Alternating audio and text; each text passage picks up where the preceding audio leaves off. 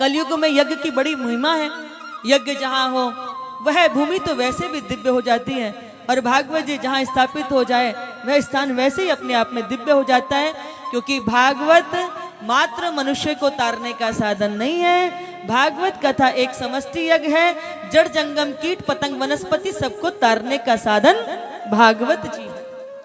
और भागवत की कथा हम सबको दृष्टि देती है कि जीवन में सत्कर्म कीजिए, अच्छी विचार रखिए, अच्छी भावनाएं रखिए, और जिनके विचार अच्छे होते हैं उनके कर्म शुद्ध होते हैं, और जिनके कर्म अच्छे होते हैं उनका जीवन भी सुंदर होता है। एक बात कह करके अपनी वाणी को हम विराम देंगे कि बंधुओं देखो, बार बार हम कर्मों पर इसलिए जोर देते हैं कि अगर हम साधु बन करके यदि आपको अच्छे कर्मों के लिए प्रेरित नहीं करेंगे तो फिर कौन करेगा।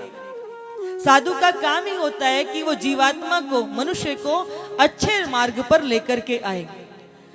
एक बार क्या हुआ, हम गांव की ही बात बता रहे हैं कि पहले के जमाने में जब बाट नहीं होते थे, बाट समझते हो ना, तराजू में पलड़े में बाट रखते हैं, तो पहले के जमाने में जब बाट नहीं होते थे तो लोग क्या करते थे, शहर में जाकर के जब दाल चावल चीनी कुछ लेकर के आते थे तो वो आपने कहा 2 किलो दे दो या 5 किलो दे दो या 1 किलो दे दो, तो आप वो वस्तु जब लेकर के आते थे तो आप तराजू के एक पलड़े में वो चीनी रख देते थे और उतने ही किलो का पत्थर दूसरे पलड़े में रख देते थे।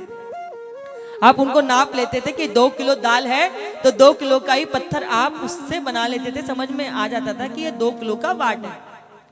तो एक गांव में ना एक व्यक्ति था, उसके घर में बहुत सारी गाय भैंस थी, तो वो उनके दूध से मक्खन बनाता, और मक्खन बना करके मक्खन के लौंदे वो बाजार में बेचने के लिए आता था। हफ्ते में वो एक दिन बाजार में आकर के मक्खन बेचा करता था।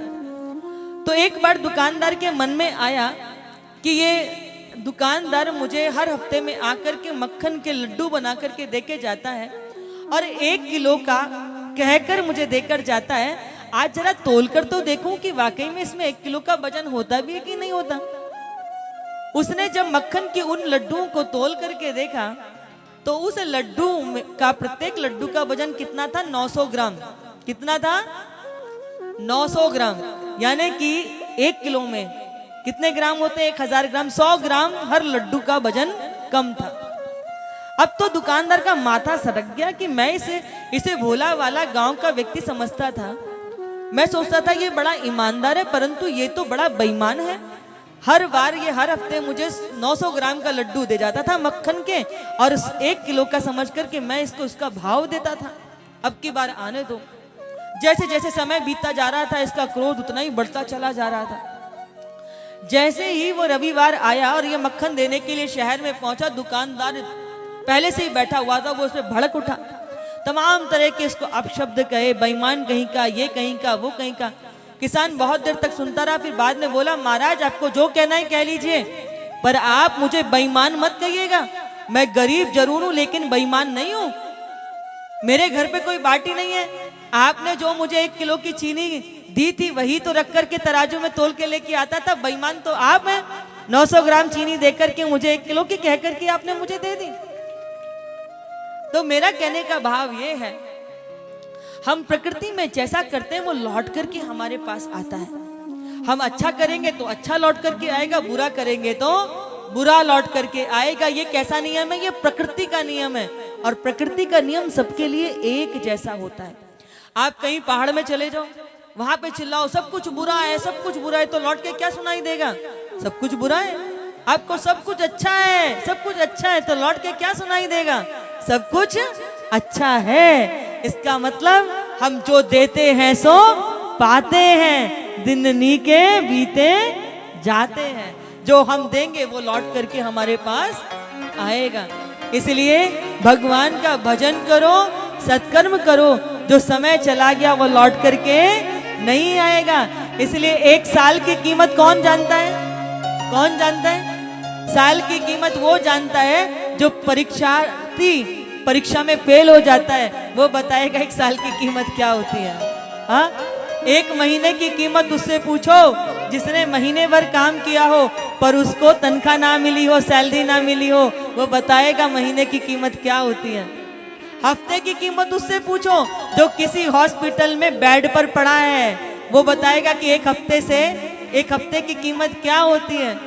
और एक दिन की कीमत उससे पूछो जो सुबह से भूखा हो, जिसे भोजन खाने के लिए ना मिला हो, वो बताएगा एक दिन की कीमत क्या होती है। एक घंटे की कीमत उससे पूछो जो बैठकर किसी की प्रतीक्षा कर रहा हो मिलने के लिए, वो बताएगा कि एक घंटे की कीमत क्या होती है। एक मिनट की कीमत उससे पूछो जिसकी एक मिनट पहले हाथों से ट्रेन छूट जाए, वो बताएगा कि एक मिनट की कीमत क्या होती है। और एक क्षण की कीमत उससे पूछो जो मृत्यु के मुख में जाने से बाल बाल बच जाए, तो वो बताएगा कि एक क्षण की कीमत क्या होती है। ये जीवन बहुत दुर्लभ है। भारत की भूमि पर जन्म मिला है, माँ भारती की कोख से मिला है, स्वस्थ शरीर मिला है। इससे बड़ा ईश्वर हमारे लिए कोई दूसरा उपहार दे नहीं सकते। हम बहुत भाग्यशाली हैं कि माँ भारती की कोख से जन्म लिया। जिस भूमि पर राम और कृष्ण अवतरित होते हैं, उस भूमि पर हमें जन्म मिला। इसलिए भागवत की ये कथा हम सबको दीर्घ जीवी नहीं पर दिव्यात्मा, दिव्य जीवी बनाती है, दिव्य दृष्टि प्राप्त होती है। इसलिए आइए हम सब भागवत कथा को प्रणाम करें और भागवत की कथा हम सबके जीवन का कल्याण करे, हम सबको ज्ञान दे, हम सबको अपनी दृष्टि से, हम पर अपनी कृपा दृष्टि से हम सबको लाभान्वित करे।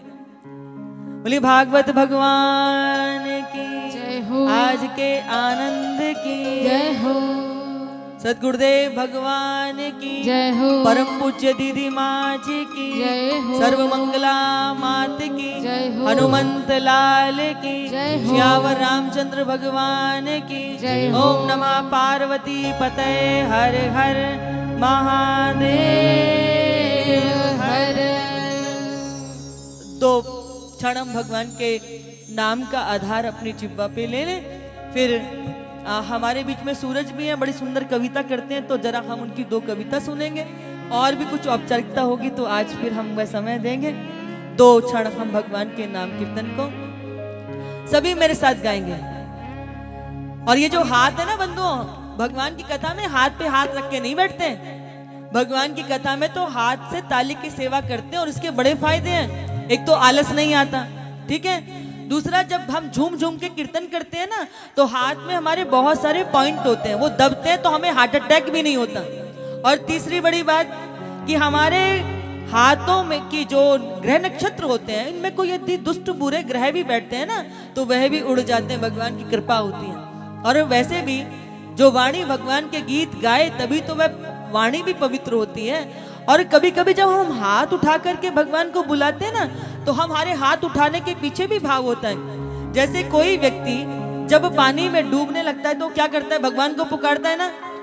तो हम भी तो संसार रूपी सागर में रह रहे हैं, और इस संसार रूपी सागर को पार करना हमारी सामर्थ्य नहीं है, तो हम भगवान को बुलाते हैं, भगवान हम पर कृपा करो, हम पर अपनी दृष्टि डालो, हमें इस भव सागर रूपी संसार से पार करो।